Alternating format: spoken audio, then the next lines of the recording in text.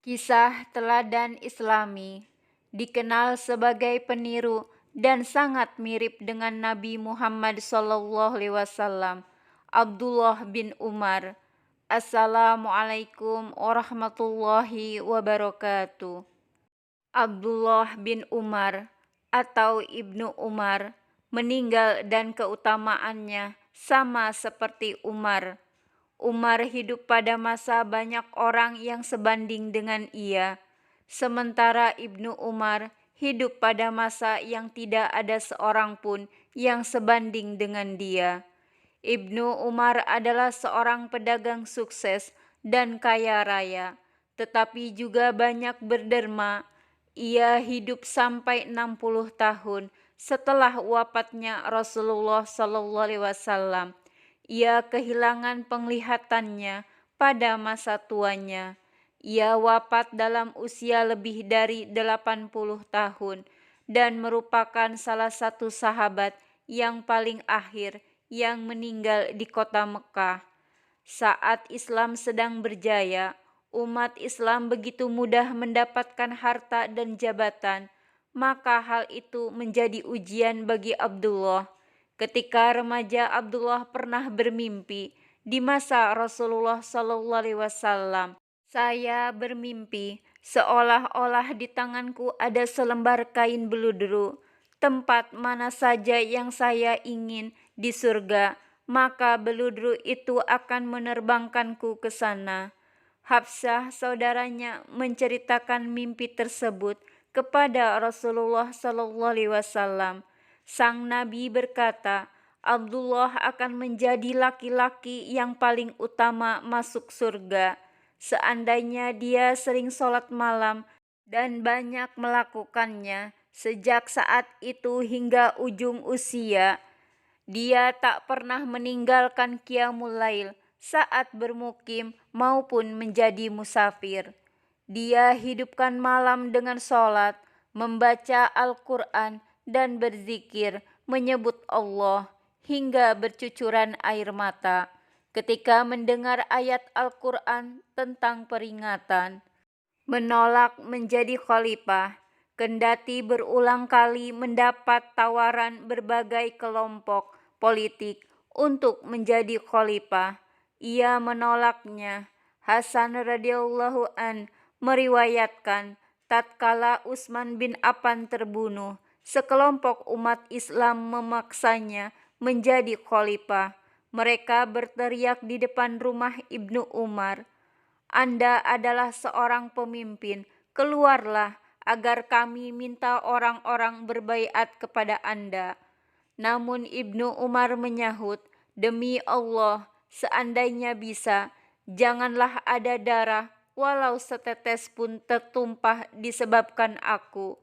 Masa di luar mengancam, Anda harus keluar, atau kalau tidak kami bunuh di tempat tidurmu.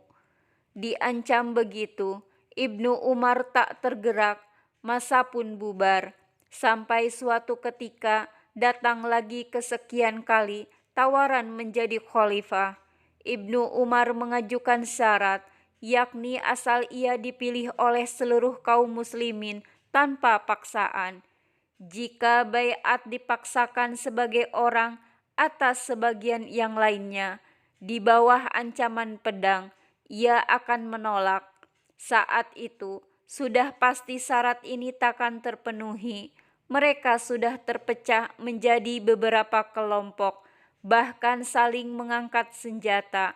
Ada yang kesal lantas menghardik Ibnu Umar, tak seorang pun lebih buruk perlakuannya terhadap manusia kecuali kamu, kata mereka. Kenapa? Demi Allah, aku tidak pernah menumpahkan darah mereka, tidak pula berpisah dengan jamaah mereka, apalagi memecah persatuan mereka. Jawab Ibnu Umar, heran. Seandainya kau mau menjadi khalifah, tak seorang pun akan menentang. Aku tak suka kalau dalam hal ini seorang mengatakan setuju, sedang yang lain tidak. Penolakan Ibnu Umar ini karena ia ingin netral di tengah kekalutan para pengikut Ali dan Muawiyah. Sikap itu diungkapkannya dengan pernyataan, siapa yang berkata, marilah sholat, akan kupenuhi. Siapa yang berkata, marilah menuju kebahagiaan, akan kuturuti pula. Tetapi siapa yang mengatakan, marilah membunuh saudara kita seagama dan merampas hartanya, maka saya katakan tidak. Berkatalah Abul Aliyah Al-Bara, pada suatu hari saya berjalan di belakang Ibnu Umar tanpa diketahuinya. Maka saya dengar ia berbicara kepada dirinya. Mereka letakkan pedang-pedang mereka di atas pundak lainnya. Mereka berbunuhan lalu berkata, "Hai Abdullah bin Umar, ikutilah dan berikan bantuan." Sungguh sangat menyedihkan. Ia amat menyesal dan duka melihat darah kaum muslimin tertumpah oleh sesamanya, dan sekiranya ia mampu menghentikan peperangan dan menjaga darah tertumpah, pastilah akan dilakukannya. Tetapi ternyata tidak mengizinkan, oleh sebab itu dijauhinya. Sebetulnya hati kecilnya berpihak kepada Ali. Penolakannya berperang di pihak Ali yang sebenarnya, mempertahankan hak dan berada di pihak yang benar. Dilakukannya bukan dengan maksud hendak lari atau menyelamatkan diri, namun adalah karena tidak setuju dengan semua perselisihan dan fitnah, serta menghindari peperangan yang terjadi. Hal itu dijelaskannya dengan gamblang ketika ia ditanyai oleh Nafi, "Hai Abu Abdurrahman, Anda adalah putra Umar dan sahabat Rasulullah Shallallahu Alaihi Wasallam. Tetapi apa yang menghalangi Anda bertindak?" Maksudnya membela Ali.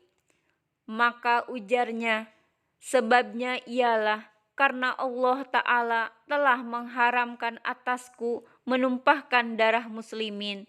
Perangilah mereka itu hingga tak ada lagi fitnah, dan hingga orang-orang beragama itu semata ikhlas karena Allah. Quran Surah Al-Baqarah ayat 193. Nah, kita telah melakukan itu dan memerangi orang-orang musyrik hingga agama itu semata bagi Allah. Tetapi sekarang apa tujuan kita berperang? Saya telah mulai berperang semenjak berhala-berhala masih memenuhi Masjidil Haram, dari pintu sampai ke sudut-sudutnya, hingga akhirnya semua itu dibasmi Allah dari bumi Arab. Sekarang, apakah saya akan memerangi orang yang mengucapkan La ilaha illallah, tiada Tuhan yang hak diibadahi melainkan Allah. Wallahu a'lamu bissawab.